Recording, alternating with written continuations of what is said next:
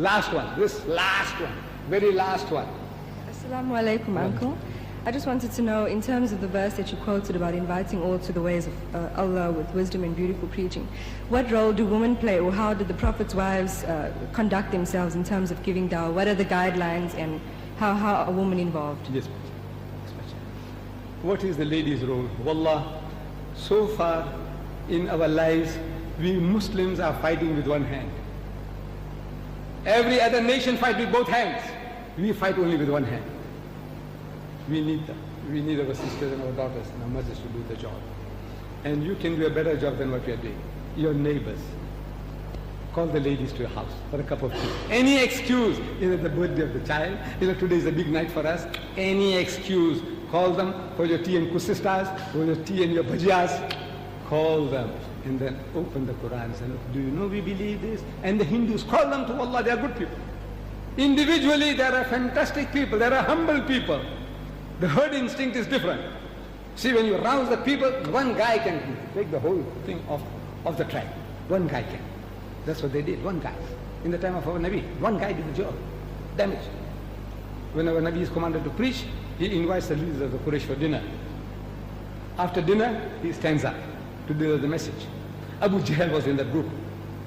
And Abu Jahl means the father of ignorance. Jahalat ka baap. But he was no jahil. He was one of the most learned Arabs in Arabia at the time. Out of the only half a dozen people in the whole of Arabia who could read and write, he was one of those. Abu Jahl. But because all his knowledge couldn't make him to see the light of truth, our Nabi said he's not Abu Hikmah, that was his title. Father of wisdom, Hikmah. Our Nabi said he's not Abu Hikmah, he's Abu Jahl. So that nickname got stuck onto him. But he was no Abu Jahl. He was no Jahil, ignorant fool. He was not. So he stood up. He sensed it. He said, you're going to listen to this upstart here, have for his doll and rice, and you're going to listen to him. He scattered the people. One devil can do that. One devil. You need in the whole hall. One guy say, you're going to listen to that bloody nonsense, this old man. Nature of man, amazing. Oh, like sheep and goats.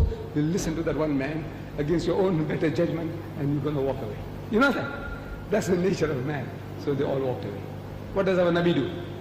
He invites the leaders of the Quraysh once more for dinner, minus Abu Jahl. I said, why is it that sunnah nobody remembers? Nobody talks about that sunnah. Do you know that? Talk about dalil. Yes, alhamdulillah.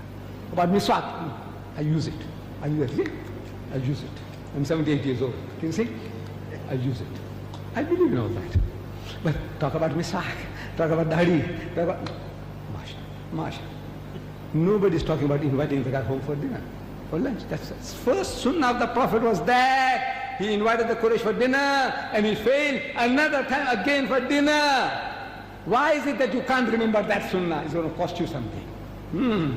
That's why the beard costs you nothing. I got it so I can tell you why do you keep a beard. If you got one size, why do you make it standard size? What does it cost me? Namaz podo, come salat. What does it cost me?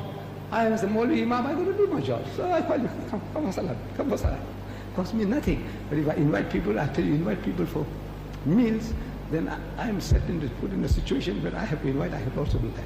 So that's going to cost me something. So rather not talk about that. Talk about easy, dadi rakho. You got one, mashallah, make it standard size, my son. Alhamdulillah. Jazakallah, Mr. Leader.